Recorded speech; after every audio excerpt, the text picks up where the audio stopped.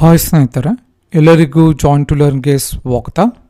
ಇವತ್ತಿನ ಒಂದು ಸೆಷನ್ನಲ್ಲಿ sericulture extension officer, ರೇಷ್ಮೆ ವಿಸ್ತರಣಾ ಅಧಿಕಾರಿ ಹುದ್ದೆಗಳ ಪರೀಕ್ಷಾ ತಯಾರಿಯ ಭಾಗವಾಗಿ ಸೆರಿಕಲ್ಚರ್ಗೆ ಸಂಬಂಧಿಸಿದಂತೆ ಇವತ್ತು 2ನೇ ಕ್ಲಾಸನ್ನು ಚರ್ಚೆ ಮಾಡೋಣ.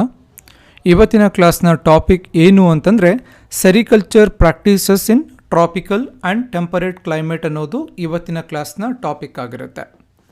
ಟೆಂಪರೇಟ್ ಮತ್ತು ಟ್ರಾಪಿಕಲ್ ಕಂಡೀಷನ್ಸಲ್ಲಿ ಸೆರಿಕಲ್ಚರ್ ಪ್ರಾಕ್ಟೀಸಸ್ ಏನೇನು ಅಂತ. ಸೊ ಇಲ್ಲಿ ಟ್ರಾಪಿಕಲ್ ಕಂಡೀಷನಲ್ಲಿ ಟೆಂಪ್ರೇಚರ್ ಹೈ ಇರುತ್ತೆ, ಹಾಗೆ ಟೆಂಪರೇಟ್ ಕಂಡೀಷನಲ್ಲಿ ಟೆಂಪ್ರೇಚರು ಲೋ ಇರುತ್ತೆ. ಕೆಲವೊಂದು ಸೂಟೇಬಲ್ ವೆರೈಟೀಸನ್ನು ಕೊಟ್ಟಿದ್ದಾರೆ. S1, S7999, S1635, S146, TR10 ಮತ್ತು BC259. ಈ ಎಲ್ಲ ವೆರೈಟೀಸ್ಗಳು recommended for the hilly regions of north and north eastern India. So hilly areas, north ಉತ್ತರ ಭಾರತದ ಒಂದು ಹಿಲ್ಲಿ ಏರಿಯಾಸ್ ಏನು ಬರುತ್ತೆ ಮತ್ತು ನಾರ್ತ್ ಈಸ್ಟರ್ನ್ ಇಂಡಿಯಾದಲ್ಲಿ ಹಿಲ್ಲಿ ಏರಿಯಾಸ್ಗೆ ಈ ಒಂದು ವೆರೈಟೀಸು ಸೂಟೇಬಲ್ ಆಗಿರುತ್ತೆ. ಮುಂದೆ ಎಸ್ಟಾಬ್ಲಿಷ್ಮೆಂಟ್ ಆಫ್ ಮಲ್ಬರಿ. ಸೊ ಇದ್ರ ಬಗ್ಗೆ ಚರ್ಚೆ ಮಾಡೋಣ. ಮೊದಲನೇದಾಗಿ land preparation. So not only sericulture, agriculture ಆಗಿರ್ಬೋದು ಅಥವಾ ಹಾರ್ಟಿಕಲ್ಚರ್ ಆಗಿರ್ಬೋದು ಅಥವಾ ಒಂದು ಫಾರ್ಮ್ ಅಂದರೆ ಕೃಷಿಗೆ ಸಂಬಂಧಿಸಿದಂತಹ ಪೂರಕ ಚಟುವಟಿಕೆಗಳನ್ನು ನಾವು ಮಾಡುವಾಗ ಸೊ ಯಾವಾಗಲೂ ಕೂಡ ಭೂಮಿಯನ್ನು ಸರಿಯಾಗಿ ನಾವು ಪ್ರಿಪೇರ್ ಮಾಡ್ಕೋಬೇಕಾಗತ್ತೆ. ಸೋವಿಂಗ್ ಟೈಮಲ್ಲಿ ಆಗಿರ್ಬೋದು ಅಥವಾ ಎಲ್ಲ ಒಂದು ಅಗ್ರಿಕಲ್ಚರ್ ಪ್ರಾಕ್ಟೀಸಸ್ ಟೈಮಲ್ಲಿ.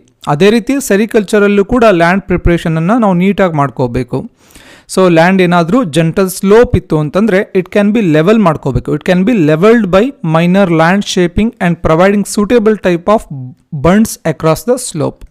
ಸೊ ಸ್ಲೋಪ್ ಇರುವಂತಹ ಒಂದು ಏರಿಯಾಸನ್ನು ಲೆವೆಲ್ ಮಾಡ್ಕೋಬೇಕು. If the slope is greater, ಜಾಸ್ತಿ ಒಂದು ಇನ್ನೂ ಸ್ಲೋಪ್ ಹೆಚ್ಚಿಗೆ ಇತ್ತು ಅಂದರೆ ಕಾಂಟೋವರ್ ಬಂಡಿಂಗ್ ಅಥವಾ ಟೆರೆಸ್ ಪ್ಲಾಂಟಿಂಗ್ಗೆ ನಾವು ಹೋಗಬೇಕಾಗತ್ತೆ ಅಥವಾ ಕಾಂಟೋವರ್ ಲೈನ್ ಪ್ಲಾಂಟಿಂಗ್ಗೆ ನಾವು ಅಡಾಪ್ಟ್ ಮಾಡ್ಕೋಬೇಕಾಗತ್ತೆ once slope is greater. So usually terrace ಪ್ಲಾಂಟಿಂಗನ್ನು ಹಿಲ್ಲಿ ಏರಿಯಾಸಲ್ಲಿ ಮಾಡ್ತಾರೆ. ಸೊ ಹಾಗಾಗಿ ಹೈ ಸ್ಲೋಪ್ ಇತ್ತು ಅಂದರೆ terrace planting, contour line planting ಅಥವಾ ಕಾಂಟೋವರ್ ಬಂಡಿಂಗ್, ಈ ಒಂದು ಪ್ರಾಕ್ಟೀಸಸ್ಸನ್ನು ನಾವು ಅಡಾಪ್ಟ್ ಮಾಡ್ಕೋಬೇಕು. In more sloping areas, platforms for individual plants on the contour lines are more suitable since this involves less soil cutting. Soil erosion ಆಗೋದಿಲ್ಲ. Next spacing ಬಗ್ಗೆ ಚರ್ಚೆ ಮಾಡೋಣ. Spacing for tree planting depends on soil topography. Soil ಹೇಗಿದೆ ಅದರ ಮೇಲೆ spacing depend ಆಗುತ್ತೆ. The extent of land available for cultivation and training method, ಇವೆಲ್ಲವೂ ಕೂಡ ಮ್ಯಾಟ್ರ್ ಆಗುತ್ತೆ ಸ್ಪೇಸಿಂಗ್ ಕೊಡೋಕ್ಕೆ. ಒಂದು ಗಿಡದಿಂದ ಇನ್ನೊಂದು ಗಿಡಕ್ಕೆ ನಡುವೆ ಅಂತರವನ್ನು ಏನು ಕೊಡ್ತೀವಿ ಅದೆಲ್ಲ ಸಾಯಿಲ್ ಟೋಪೋಗ್ರಫಿ ಮೇಲೆ ಡಿಪೆಂಡ್ ಆಗುತ್ತೆ. ಫಾರ್ ಜೆಂಟಲ್ ಸ್ಲೋಪ್ ಏರಿಯಾಸಲ್ಲಿ 3x3 ಆರ್ 5x5 ಈ ಒಂದು ಸ್ಪೇಸಿಂಗನ್ನು ಅಡಾಪ್ಟ್ ಮಾಡ್ಕೋತೀವಿ. ಇನ್ ಸ್ಲೋಪಿಂಗ್ ಮೋರ್ ಲ್ಯಾಂಡ್, ಜಾಸ್ತಿ ಒಂದು ಲ್ಯಾಂಡ್ ಇತ್ತು, ಸ್ಲೋಪಿಂಗ್ ಮೋರ್ ಇತ್ತು ಅಂತಂದರೆ 10x10 ಕೂಡ ನಾವು ಅಡಾಪ್ಟ್ ಮಾಡ್ಕೋತೀವಿ. ಈ ಒಂದು ಸ್ಪೇಸಿಂಗನ್ನು ಅಡಾಪ್ಟ್ ಮಾಡ್ಕೋತೀವಿ. ಪಿಟ್ಸನ್ನು ಪ್ರಿಪೇರ್ ಮಾಡ್ಕೋಬೇಕಾಗುತ್ತೆ. Pits are to be prepared for plantation, ಅಂದರೆ ತೆಗ್ಗನ್ನು ತಕ್ಕೋಬೇಕು ಪ್ಲಾಂಟಿಂಗ್ ಮಾಡ್ಕೊಳ್ಳೋಕ್ಕೆ. In deep textured loose soils 40x40 ಸೆಂಟಿಮೀಟರನ್ನು ಒಂದು ಪಿಟ್ಟನ್ನು ತಕ್ಕೋಬೇಕಾಗುತ್ತೆ.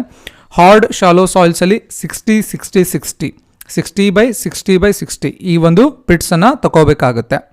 For each pit 5 kg of FYM or ಕಂಪೋಸ್ಟನ್ನು, ಅಂದರೆ ಫಾರ್ಮ್ ಆ್ಯಡ್ ಮೆನ್ಯೂರ್ ಅಂತ ಕರಿತೀವಿ. ಸೊ ಒಂದು ಗೊಬ್ಬರವನ್ನು ನಾವು ಹಾಕೋಬೇಕಾಗುತ್ತೆ. ಇದು ಎಲ್ಲರೂ ಅಗ್ರಿಕಲ್ಚರಲ್ಲಿ ಅಥವಾ ಹಾರ್ಟಿಕಲ್ಚರಲ್ಲಿ ಅಥವಾ ಸೆರಿಕಲ್ಚರಲ್ಲಿ ಯಾವುದೇ ಒಂದು ಫಾರ್ಮ್ ಆ್ಯಕ್ಟಿವಿಟೀಸನ್ನು ಮಾಡುವಾಗ ನಾವು FYM ಅನ್ನು ಯೂಸ್ ಮಾಡ್ತೀವಿ, ಫಾರ್ಮ್ ಆ್ಯಡ್ ಮೆನ್ಯೂರ್ ಗೊಬ್ಬರವನ್ನು ಯೂಸ್ ಮಾಡ್ತೀವಿ. Next planting method. Saplings of 5 month age. Sapling ಅಂತಂದರೆ ಒಂದು ಸಸಿ ಏನಿರುತ್ತೆ ಅದು ಒಂದು 5 ತಿಂಗಳು ಒಂದು ಏಜ್ ಆಗಿರಬೇಕು. ಅದಕ್ಕೆ 5 ತಿಂಗಳು ಓಲ್ಡ್ ಇರುವಂತಹ ಸ್ಯಾಪ್ಲಿಂಗನ್ನು ತಗೋಬೇಕಾಗುತ್ತೆ. ಅದಕ್ಕೆ 5ರಿಂದ 6 ರೂಟ್ಸ್ಗಳಿರುತ್ತೆ ಕೆಳಗಡೆ.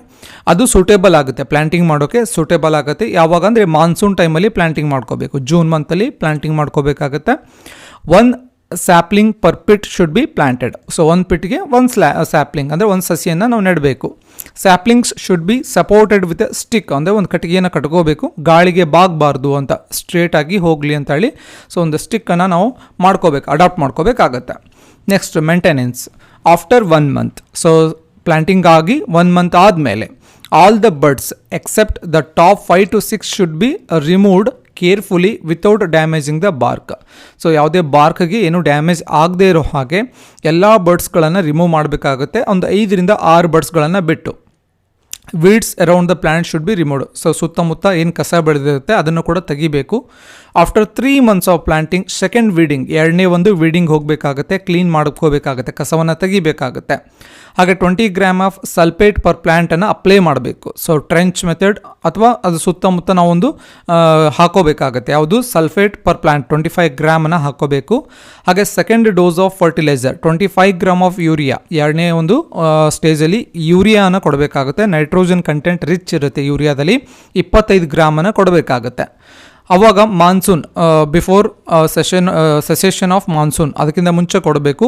Plants must be protected from grazing. So ಇಷ್ಟೆಲ್ಲವನ್ನು ನಾವು ಮೇಂಟೆನೆನ್ಸ್ ಮಾಡಬೇಕಾಗುತ್ತೆ. ರೆಕಮೆಂಡೇಷನ್ ಫಾರ್ ಹಿಲ್ಲಿ ಏರಿಯಾಸ್, ಏನೇನು ರೆಕಮೆಂಡೇಷನ್ ಇದೆ? ಸ್ಪೇಸಿಂಗ್ 90/90 ಇದೆ. ಸೊ ಸ್ಪೇಸಿಂಗಲ್ಲಿ depends upon soil topography, hilly area, sloppy area ಮೇಲೆ ಸ್ಪೇಸಿಂಗ್ ಡಿಪೆಂಡ್ ಆಗುತ್ತೆ. ಸೊ ಏನೇನು ಇನ್ಪುಟ್ಸನ್ನು ಕೊಡಬೇಕು, ರೆಕಮೆಂಡೆಡ್ ಇನ್ಪುಟ್ಸ್ ಏನೇನು ಬರುತ್ತೆ ಈ ಒಂದು ಕಲ್ಟಿವೇಷನಲ್ಲಿ ಅಂತಂದರೆ, FOM per compost, farm yard manure ಅಥವಾ ಕಾಂಪೋಸ್ಟನ್ನು 20 tons ಕೊಡಬೇಕಾಗುತ್ತೆ. ಇನ್ನು single dose in January or ಫೆಬ್ರವರಿಯಲ್ಲಿ ಕೊಡಬೇಕು. ಅದಾದ ನಂತರ ಅಜಿಟೋಬ್ಯಾಕ್ಟರನ್ನು ಕೊಡಬೇಕಾಗುತ್ತೆ. ಎಷ್ಟು? 7.5 kg ಇನ್ 3 equal ಡೋಸಸಲ್ಲಿ ಅಜಿಟೋಬ್ಯಾಕ್ಟರ್. ಹಾಗೆ ವ್ಯಾಸ್ಕ್ಯುಲಾರ್ ಆರ್ಬೆಸ್ಕ್ಯುಲಾರ್ ಮೈಕ್ರೋಬಿಯಮ್ ಏನು ಬರುತ್ತೆ, ವ್ಯಾಮ್ ಇನಾಕ್ಯುಲಮ್ ಅಂತ ಕರಿತೀವಿ. ಸೊ ಇದನ್ನು ಕೂಡ ಕೊಡಬೇಕಾಗುತ್ತೆ, ಸಿಂಗಲ್ ಡೋಸಲ್ಲಿ ಕೊಡಬೇಕು. ಹಾಗೆ calcium ammonium nitrate 200 kg in 3 equal ಡೋಸಸಲ್ಲಿ. ಹಾಗೆ ಸಿಂಗಲ್ ಸೂಪರ್ ಫಾಸ್ಫೇಟ್ SSP ಅಂತ ಕರಿತೀವಿ, ಸಿಂಗಲ್ ಸೂಪರ್ ಫಾಸ್ಫೇಟ್ 156 kg ಕೊಡಬೇಕು. ಹಾಗೆ ಮ್ಯೂರೇಟ್ ಆಫ್ ಪೊಟ್ಯಾಶ್ MOP ಅಂತ ಕರಿತೀವಿ, muriate of potash 84 kg in 2 equal ಡೋಸಸ್. ಸೊ ಎಲ್ಲ ಇನ್ಪುಟ್ಸನ್ನು ಕೊಡಬೇಕಾಗುತ್ತೆ. Since the recommendations are general, quantities of fertilizer and amendments may be applied on the basis of soil test report. ಅಂದರೆ ಒಂದು soil test ನಾವು ಲ್ಯಾಬಿಗೆ ಕಳಿಸಿದ ಮೇಲೆ ಆ ಪರ್ಟಿಕ್ಯುಲರ್ ಸಾಯಿಲ್ ಯಾವ ನ್ಯೂಟ್ರಿಯೆಂಟಲ್ಲಿ ರಿಚ್ ಇದೆ, ಯಾವ ನ್ಯೂಟ್ರಿಯೆಂಟಲ್ಲಿ ಡಿಫಿಷಿಯೆಂಟ್ ಇದೆ, ಕಮ್ಮಿ ಇದೆ, ಅದನ್ನು ನೋಡ್ಕೊಂಡು ಬಿಟ್ಟು ಕೂಡ ನಮ್ಮ ಒಂದು ಫರ್ಟಿಲೈಸರ್ ರೆಕಮೆಂಡೇಷನಲ್ಲಿ ವೇರಿಯೇಷನನ್ನು ನಾವು ಮಾಡ್ಕೋಬೋದು. Next, inputs for cultivation in temperate and sub temperate regions. ಏನೇನು ಇನ್ಪುಟ್ಸ್ ಕೊಡಬೇಕು ಈ ಟೆಂಪರೇಟ್ ಮತ್ತು ಸಬ್ ಟೆಂಪರೇಟ್ ರೀಜನ್ಸಲ್ಲಿ ಅಂದರೆ, ದ ವೆರೈಟೀಸ್ ಗೋಶೆ, ರಾಮಿ and China white are suitable for temperate. So star mark ಹಾಕೊಳ್ಳಿ, ಈ ಒಂದು ಪ್ರಶ್ನೆಯನ್ನು ಕೇಳ್ಬೋದು. ಟೆಂಪರೇಟ್ ಕಂಡೀಷನಲ್ಲಿ ಸೂಟೇಬಲ್ ಆಗುವಂಥ ವೆರೈಟೀಸ್ ಯಾವುದಿದೆ ಅಂತ ಕೇಳಿದ್ರೆ, ಸೊ ಒಂದು ಮಲ್ಬರಿ ಕಲ್ಟಿವೇಷನಲ್ಲಿ ಗೋಶೆ, ರ್ಯಾಮಿ ಮತ್ತು ಚೈನಾ ವೈಟ್ ಅಂತ. ಹಾಗೆ ಚಾಕ್, ಮಜ್ರಾ ಹಾಗೂ S146 for sub temperate regions. Sub temperate ರೀಜನ್ಸಲ್ಲಿ 2 ಬರುತ್ತೆ, ಚಾಕ್, ಮಾಜ್ರಾ ಮತ್ತು S146. ಸೊ ಇನ್ನೊಂದ್ಸಲ ನಾನು ರಿಪೀಟ್ ಮಾಡ್ತೀನಿ. ಟೆಂಪರೇಟ್ ರೀಜನಲ್ಲಿ ಗೋಶೆ, ರಾಮಿ ಮತ್ತು ಚೈನಾ ವೈಟ್. ಸಬ್ ಟೆಂಪರೇಟ್ ರೀಜನಲ್ಲಿ ಚಾಕ್, ಮಾಜ್ರಾ ಮತ್ತು S146. ಸೊ ಈ ಪಾಯಿಂಟ್ಗಳನ್ನು ನೆನ್ಪಿಟ್ಕೊಳ್ಳಿ. For Kashmir 20 tons per hectare per year FOM should be applied under the irrigated conditions. So ಇದು ಪಾಯಿಂಟ್ ಸಪ್ರೇಟ್ ಆಗುತ್ತೆ. 20 tons per hectare per year FOM ಅನ್ನು ನಾವು ಅಪ್ಲೈ ಮಾಡಬೇಕಾಗುತ್ತೆ ಇರಿಗೇಟೆಡ್ ಕಂಡೀಷನ್ಸಲ್ಲಿ. After the annual pruning in July and August and 300, 150, 150 ಏನು ratio ಇದೆಯಲ್ಲ, ಈ ರೇಷಿಯೋಲಿ NPK in 2 equal doses in April, May and June, July. So ಇಲ್ಲಿ ಇಷ್ಟೊಂದು ಡೀಟೇಲ್ ಆಗಿ ಅವಶ್ಯಕತೆ ಇಲ್ಲ. ಅಂದರೆ MCQ ಕ್ವಶನ್ಸ್ಗಳಲ್ಲಿ ಈ ಎಲ್ಲ ಡಿಸ್ಕ್ರಿಪ್ಟಿವ್ ಆಗಿ ಅವಶ್ಯಕತೆ ಬರೋದಿಲ್ಲ. ಸೊ ಜಸ್ಟ್ ಫಾರ್ ನಾಲೆಡ್ಜ್ ನೀವು ನೆನ್ಪಿಟ್ಕೋಬೇಕಾಗುತ್ತೆ.